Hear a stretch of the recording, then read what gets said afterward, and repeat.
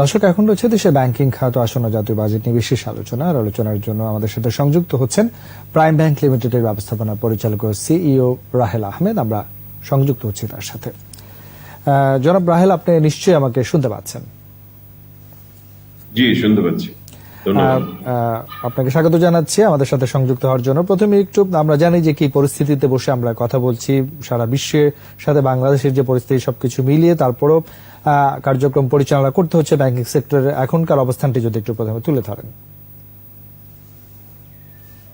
আমরা সবাই জানি যে এক বৈশ্বিক মহামারীর মুখোমুখি আমরা। বাংলাদেশের ব্যতিক্রম নয়। মার্চের শেষ নাগাদ থেকে আমাদের ব্যাংকিং কার্যক্রম সীমিত আকারে আমরা করে আসছিলাম। 25শে মার্চের সাধারণ ছুটির সময় থেকে 31শে মে পর্যন্ত সেই সীমিত পরিসরের ব্যাংকিং ধীরে ধীরে বিস্তৃত হয়েছে। আমরা আমাদের গ্রাহকদেরকে সবাইকে সর্বোত্তম সেবা এবং ব্যাংকিং সুবিধা পৌঁছে দেওয়ার চেষ্টা করেছি সীমাবদ্ধতার ভেতরে।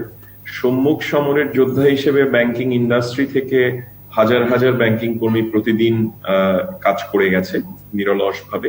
এর মধ্যে আমরা প্রায় 14 থেকে 15 জন, একদম সঠিক সংখ্যাটা আমার জানা নেই, আমাদের ব্যাংকারের প্রাণ ঝরে গেছে এর মধ্যে কোভিড এর আক্রমণে। আর প্রায় শখানেকের ওপরে এখন আমাদের আক্রান্ত অবস্থায় আছেন। আর এর মধ্যে 31শে মের পর থেকে ব্যাংকিং সেবাটা আরেকটু বিস্তৃত হয়েছে। এর ভেতরেও আমরা সবাই চেষ্টা করছি যতখানি সীমিত পরিসরে আমাদের ব্যাংকার ভাই বোনদের এবং গ্রাহক এবং শুভানুধ্যায়ী ভাই যারা আছেন সবার সর্বোত্তম স্বাস্থ্য সেবা নিশ্চিত করে সর্বাধিক সেবাটা পৌঁছে দেওয়ার জন্য। জি, জনাব রাহেল, আমরা যে বিষয়টি একটু আলোচনা আনতে চাই যে আমরা জানি যে সার্বিক এই পরিস্থিতির মধ্যেও আসলে অর্থনৈতিক কার্যক্রম পরিচালনা করে উপায় নেই। আসলে সারা বিশ্বের সাথে সে জায়গায় আমাদেরও এগিয়ে যেতে হবে, যদিও চ্যালেঞ্জ মাথায় নিয়েই সেগুলো করতে হচ্ছে। সেই জায়গায় সার্বিক অর্থনৈতিক পরিস্থিতি বেগবান করা এবং বিশেষ করে আমরা জানি যে বাংলাদেশের ব্যবসা বাণিজ্যের প্রসারে ব্যাংকিং সেক্টরের অবদানটি নতুন করে বলার কিছু নেই, সেই জায়গায় যদি একটু আলোচনা করেন।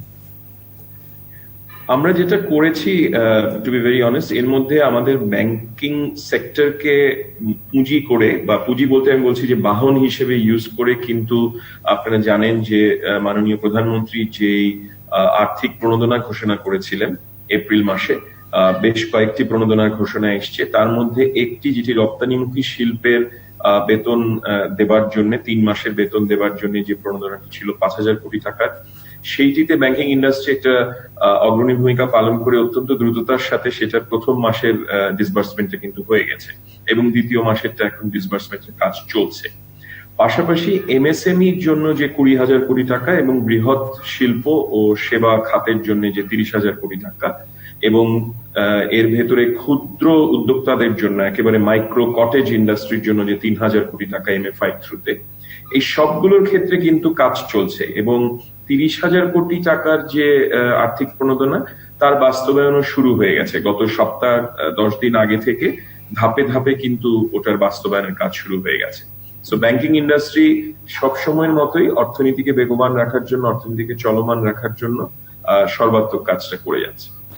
জনাব রাহেল, একটু আসবো যে বৃহৎ শিল্পগুলো আসলে হয়তো বা অনেক প্রণোদনার সাপোর্ট পায় বা ব্যাংকিং সেক্টর থেকে অনেক সাপোর্ট পায়, সেটি যেরকম সত্য, তার সাথে সাথে ক্ষুদ্র মাঝারি শিল্প যেটি প্রতিনিয়তই আসলে অনেক চ্যালেঞ্জ মোকাবেলা করে এগুতে হয়, সার্বিকভাবে করোনার কারণে তারা অনেকটা বেশি ক্ষতিগ্রস্ত হয়েছেন এবং ঘুরে দাঁড়ানোর জন্য এখন অনেক বেশি সাপোর্ট তাদের প্রয়োজন। এই সময়টাতে আসলে কিভাবে তাদেরকে সাপোর্টটি আরো বেশি দেওয়া যায় বলে আপনারা মনে করেন? আপনি যেটা বলেছেন একদমই সত্যি কথা। বাংলাদেশের অর্থনীতির 70 থেকে 75 ভাগের ধারক এবং বাহক কিন্তু আমাদের ক্ষুদ্র মাঝারি শিল্প। কিন্তু আনফরচুনেটলি যেটা হয় যে ইনাদের শক অ্যাবজর্পশন ক্যাপাসিটিটা রিলেটিভলি বৃহৎ শিল্পের থেকে একটু কম থাকে। সো প্রথম যে কোভিড এর ধাক্কা অর্থনীতিতে এসছে, সেই ধাক্কায় কিন্তু ওনারাই সবচেয়ে বেশি মাত্রায় ক্ষতিগ্রস্ত হয়েছে। এখন আমাদেরকে একটা জিনিস মাথায় রাখতে হবে, সেটা হচ্ছে যে আর্থিক প্রণোদনা যেটা সরকার থেকে ঘোষণা করা হয়েছে, সেটির যে ক্রেডিট রিস্কটা, সেই ক্রেডিট রিস্কটা কিন্তু ব্যাংকের ঘাড়ে। সো ব্যাংক এবং কাস্টমারের সম্পর্কের ভিত্তিতে ব্যাংকেই কিন্তু ঝুঁকি ব্যবস্থাপনার দায়িত্বটা নিতে হয়েছে বা নিতে হবে। সেই ক্ষেত্রে একটু নির্ভর হয়ে বা একটু মন খুলে দেবার জন্য আমরা শুরু থেকেই এই এমএসএমই সেক্টরকে সাপোর্ট করবার জন্য আমরা বলে এসেছি যে আমাদেরকে একটা ক্রেডিট গ্যারান্টি যদি একটা আংশিক হলেও অ্যারেঞ্জমেন্ট করে দেওয়া হয়, যেটা পৃথিবীর অন্যান্য অনেক দেশে কিন্তু আর্থিক প্রণোদনার অংশ হিসেবে দেয়া হয়েছে। তো সুখবর যেটা, সেটা হচ্ছে যে মে মাসের শেষ নাগাদ বাংলাদেশ ব্যাংক একটা খসড়া গাইডলাইনের উপরে কাজ শুরু করেছেন এবং আমাদের কয়েকটি ব্যাংকের সঙ্গে সেটা নিয়ে আমাদের মত বিনিময় চলছে।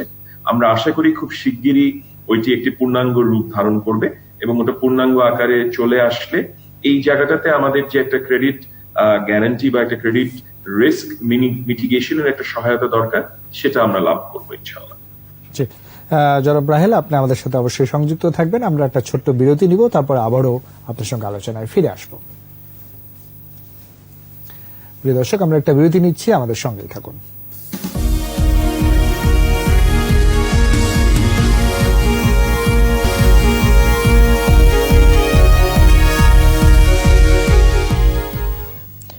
দর্শক, আবার স্বাগত জানাচ্ছি 21 বিজনেসে। আর বিরতির আগে দেশের ব্যাংকিং খাত আসন্ন জাতীয় বাজেট নিয়ে কথা বলছিলাম। প্রাইম ব্যাংক লিমিটেডের ব্যবস্থাপনা পরিচালক সিইও রাহেল আমাদের সঙ্গে, আমরা তার সাথে আবার সংযুক্ত হচ্ছি। জনাব রাহেল, আমরা বিরতির আগে ব্যাংকিং সেক্টর অবস্থান, চ্যালেঞ্জগুলো নিয়ে কথা বলেছি, একেবারেই আসন্ন বাজেটের সামনে বসেও কথা বলছি। খুবই গুরুত্বপূর্ণ এবং চ্যালেঞ্জিং একটা সময় আসলে। বৈশ্বিক যে পরিস্থিতি, তার সাথে বাংলাদেশের বিজয়ের প্রেক্ষাপট, অর্থনৈতিক গতি প্রকৃতি আরো বেগবান করা, সবকিছু মিলে আসলে জাতীয় বাজেট প্রণয়ন হবে। সেক্ষেত্রে আপনার প্রত্যাশা বা প্রস্তাবের জায়গাগুলো যদি একটু তুলে ধরেন।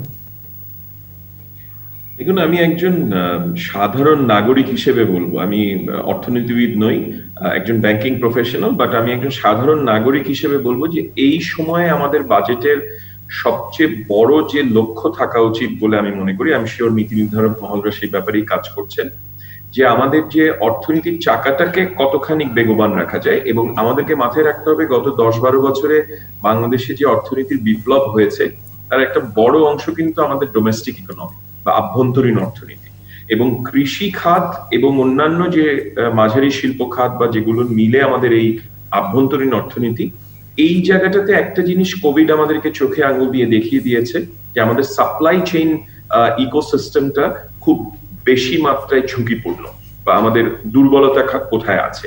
সো আমার মনে হয় সামনে এই আভ্যন্তরীণ অর্থনীতিটিকে বেগবান করবার জন্য এই সাপ্লাই চেইন, কৃষির ক্ষেত্রে এবং অন্যান্য শিল্পের ক্ষেত্রে যে আমাদের supply chain system internal domestic ইকোনমিতে, সেইটিকে ঘিরে কাজ করাটা খুব বেশি দরকার হবে প্রথমত বা প্রাইমারিলি। আর ওভারঅল আই এম শিওর সরকারের যে ঋণ প্রবাহ, সরকারি যে ব্যয় আছে, সেটার জন্য যে অবশ্যই বোঝা যাচ্ছে যে রাজস্ব আয়ের ক্ষেত্রে কিছুটা হলেও শ্লথগতি হবে এবছর, সেইটিকে কিভাবে মেকআপ করে ব্যয় নির্বাহটাকে কমিয়ে বা ব্যাংকিং সেক্টর, যেহেতু ব্যাংকিং এ আছি, ব্যাংকিং সেক্টর থেকে যদি অতিমাত্রায় ঋণের করা হয়, প্রবাহ করা হয় সরকারি ব্যয় নির্বাহের জন্য, সেক্ষেত্রে কিন্তু লিকুইডিটির উপর একটা স্ট্রেইন চলে আসবে বা একটা চাপ সৃষ্টি হবে। এবং ওই লিকুইডিটির উপরে চাপ সৃষ্টি হলে এই যে আর্থিক প্রণোদনা এবং আগামীতে আমাদের দেশীয় অর্থনীতিকে বা দেশজ অর্থনীতিকে বেগবান করবার জন্য ব্যাংকিং সেক্টরের যে ভূমিকাটি থাকা উচিত হবে, সেই ক্ষেত্রে কিন্তু কিছুটা হলেও আবার একটা গতি ব্যাহত হতে পারে। সো আমার মনে হয় যে এই জায়গাগুলোতে macro economic point of view থেকে এই জায়গাগুলোতে একটু খেয়াল রাখবার দরকার হবে।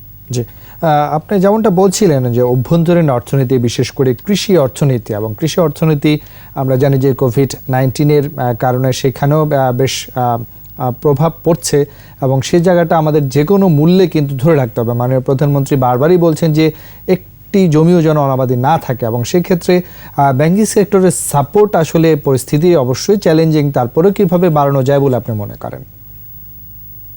আমরা তো ধরেন কমার্শিয়াল ব্যাংকের তরফ থেকে সবসময় কৃষির ক্ষেত্রে একটা অবদান থাকে, একটা অংশ আমাদের ঋণ প্রবাহের বা আমাদের ইনভেস্টমেন্টের একটা অংশ থাকে কৃষির ক্ষেত্রে বা কৃষি অর্থনীতির জন্য। এর পাশাপাশি যে ক্ষুদ্র ঋণ সংস্থা যারা আছে, মাইক্রো ফাইন্যান্সিয়াল ইনস্টিটিউশনস, এমএফআইস যারা আছে, তাদের মাধ্যমেও আমরা কিন্তু একটা বড় রকমের ঋণের প্রবাহ করে থাকি কৃষি ক্ষেত্রের জন্য।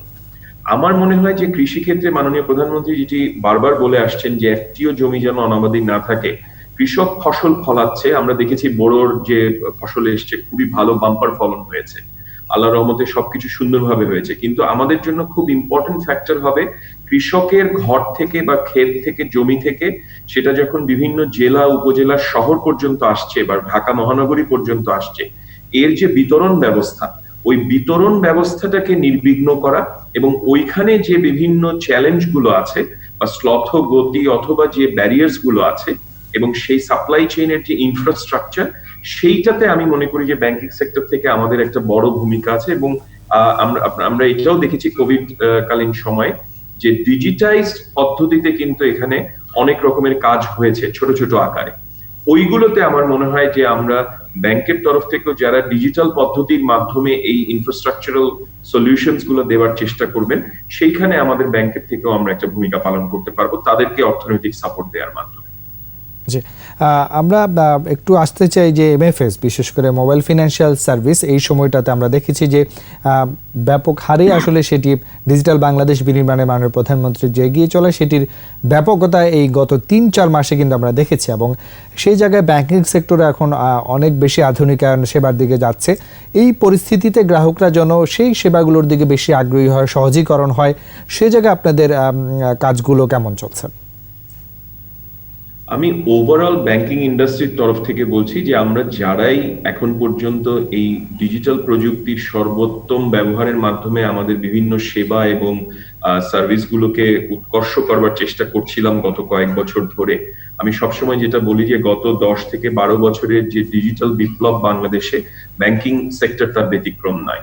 অবশ্যই এমএফএস একটা বড় ভূমিকা পালন করেছে। পাশাপাশি আমরা ব্যাংকগুলো থেকে আমাদের যে ইন্টারনেট ব্যাংকিং প্ল্যাটফর্ম ছিল, অ্যাপ বেসড ব্যাংকিং প্ল্যাটফর্ম ছিল, আমরা সবাই দেখেছি এই অল্টারনেটিভ ডেলিভারি চ্যানেলগুলো গত 3 মাসে 4 মাসে সাংঘাতিকভাবে এর ব্যবহার বেড়েছে। এবং আপনি যে শব্দটা ইউজ করেছেন বা ব্যবহার করেছেন যে সহজীকরণ, বিকজ কাস্টমার বা গ্রাহকের স্বাচ্ছন্দ্য 1 নম্বর, এবং ওই স্বাচ্ছন্দ্যের পাশাপাশি তাকে খাপ খাইয়ে নেয়া। কারণ বাংলাদেশে একটা প্রথায় চলে এসছে যে আমি ব্রাঞ্চে যাব, গিয়ে আমার ব্যাংকিং সেবাটা নেব, সেখান থেকে তাকে একটা অল্টারনেটিভ সার্ভিস ডেলিভারি সার্ভিসের চ্যানেলে নিয়ে যাওয়া। এই ক্ষেত্রে আমি যতটা স্বাচ্ছন্দ্যময় করব তত তিনি ঝুঁকবেন আমার এই সার্ভিসের প্রতি বা সেবার প্রতি। সেটা কিন্তু গত 3 মাসে আমরা দেখেছি যে বাংলাদেশের প্রথম সারির ব্যাংক যারা আছে, আমাদের প্রাইম ব্যাংক সহ, আমরা সবাই কিন্তু সেটার উপরেই কাজ করেছি। এবং ভবিষ্যৎ যদি বলেন পোস্ট কোভিড কবে হবে আমরা জানি না, আশা রাখি ইনশাল্লাহ খুব শিগগিরই হবে। কিন্তু পোস্ট কোভিড সিনারিওতে কিন্তু ব্যাংকিং পদ্ধতি বা banking service customer point of view থেকেও ব্যাংকের পয়েন্ট অফ ভিউ থেকেও সম্পূর্ণভাবে ব্যতিক্রমী হবে এবং এটা সম্পূর্ণ ডিজিটাল নির্ভরই হবে অনেকাংশে, মানে বহুলাংশে এটা ডিজিটাল নির্ভর হবে। জি, সেক্ষেত্রে নিরাপত্তার জায়গাটিও একটু আলোচনা আনতে চাই। যথাযথ বরাবরই আমরা দেখছি যে প্রতিনিয়তই আসলে টেকনোলজি যখন বদলাচ্ছে, নিরাপত্তার জায়গাগুলো আপনারা অনেক বেশি সচেতন হচ্ছেন, প্রতিনিয়তই কাজ হচ্ছে। তারপরেও গ্রাহকদের অনেক ধরনের হয়রানিও মাঝে মধ্যে আমরা শুনি, সংখ্যাটা কম, আমি সেটিও স্বীকার করছি। সেই জায়গাটায় নিরাপত্তার জায়গাটায় বা আপনারা কিভাবে এনশিওর করবেন? দেখুন, ডিজিটাল নিরাপত্তাটা এখন প্রতিটি আর্থিক প্রতিষ্ঠানে বিশ্বময়, এটা শুধু বাংলাদেশে নয়, বিশ্বের প্রতিটি আর্থিক প্রতিষ্ঠানে ডিজিটাল নিরাপত্তাটা হচ্ছে কিন্তু এখন, বা ইনফরমেশন সিকিউরিটি, তথ্য নিরাপত্তা, এই দুটো জিনিস হচ্ছে সর্বাধিক গুরুত্বপূর্ণ জিনিস। এবং প্রতিটি আর্থিক প্রতিষ্ঠান তার যে বাজেট প্রণয়ন করে তাতে একটা বড় অংশ কিন্তু তারা নির্বাহ করে, হচ্ছে ব্যয় নির্বাহ করে এই ডিজিটাল অথবা তথ্য নিরাপত্তার জন্য। আমরা যত বেশি ডিজিটাল চ্যানেলস এর অগ্রগতি দেখব, তত বেশি এই ক্ষেত্রে যারা দুষ্টু আছে তারা দুষ্টুমি করার চেষ্টা করবে। এবং আমাদেরকে আমাদের প্রতিরোধের দেয়ালগুলোকে সবসময় চিন্তাশীলতার দিক থেকে তাদের চেয়ে এক ধাপ এগিয়ে থাকতে হবে। সো আগুনে হাত পুড়বে সেই ভেবে আমাকে প্রতিরোধমূলক ব্যবস্থা রাখতে হবে, কিন্তু তাই বলে আগুনের যথেষ্ট ভালো ব্যবহারটা আমি বন্ধ করব না। সো ডিজিটাইজেশন বা ডিজিটাল ব্যাংকিং এবং ডিজিটাল চ্যানেলস এর ব্যাংকিং বা সেবা, এটা আগামীতে আরো বাড়বে, পাশাপাশি নিরাপত্তার কাজও চলতে থাকবে। জি, জনাব রাহেল, আমরা একেবারে শেষ দিকে চলে এসেছি। আমি শেষ দিকে এসে আবারও সম্মুখ যোদ্ধা হিসেবে যারা কাজ করছেন, আমরা জানি যে স্বাস্থ্যকর্মী, গণমাধ্যম কর্মী, আইন শৃঙ্খলা বাহিনী, সে সাথে ব্যাংকিং সেবা সহ সব ধরনের সেবা যারা দিচ্ছেন তাদেরকে সাধুবাদ জানাই, তাদের কৃতজ্ঞতা জানাই। তবে তাদের নিরাপত্তার জায়গাটা এনশিওর করে অবশ্যই গ্রাহকদের নিরাপত্তা ভাবতে হবে। সেই জায়গাটায় শেষ দিকে এসে যদি একটু যোগ করে শেষ করেন। আপনাকে ধন্যবাদ এই সাধুবাদের জন্য। অবশ্যই আমরা এই ক্ষেত্রে একটা অগ্রণী ভূমিকা পালন করছি। এই ক্ষেত্রে আমি মনে করি কি সচেতনতার কোনো বিকল্প নেই। আমাদের গ্রাহক এবং শুভানুধ্যায়ী যারা আছেন, যারা বিভিন্ন কাজে, অফিসে, ব্রাঞ্চে, আমাদের ব্যাংকের বিভিন্ন প্রেমাইসেসে আসেন, সবাইকে অনুরোধ করব আপনার নিজের স্বাস্থ্য নিরাপত্তার ব্যাপারে সচেতন হন এবং আমরা যারা আপনাকে সেবা দেওয়ার জন্য ব্যাংক থেকে আছি আমাদেরকেও সেই ক্ষেত্রে সহায়তা করুন এবং দুজনের সম্মিলিত সচেতনতাই আমাদের চারপাশের সবাইকে আরো স্বাস্থ্যগতভাবে অনেক নিরাপদ রাখবে। জি, আমরা সেই প্রত্যাশা রাখছি। আপনাকে অনেক ধন্যবাদ ব্যস্ততার মাঝেও আমাদেরকে সময় দেওয়ার জন্য। ধন্যবাদ। জি, প্রিয় দর্শক, এতক্ষণ দেশের ব্যাংকিং খাত ও আসন্ন বাজেট নিয়ে আলোচনা করছিলাম প্রাইম ব্যাংক লিমিটেডের ব্যবস্থাপনা পরিচালক রাহেল আমাদের সঙ্গে। দর্শক, এবারে নিচ্ছি আরো একটা বিরতি। বেলা 1:30 আবার ফিরে আসবো 21 বিজনেসে। ততক্ষণ আমাদের সঙ্গেই থাকুন।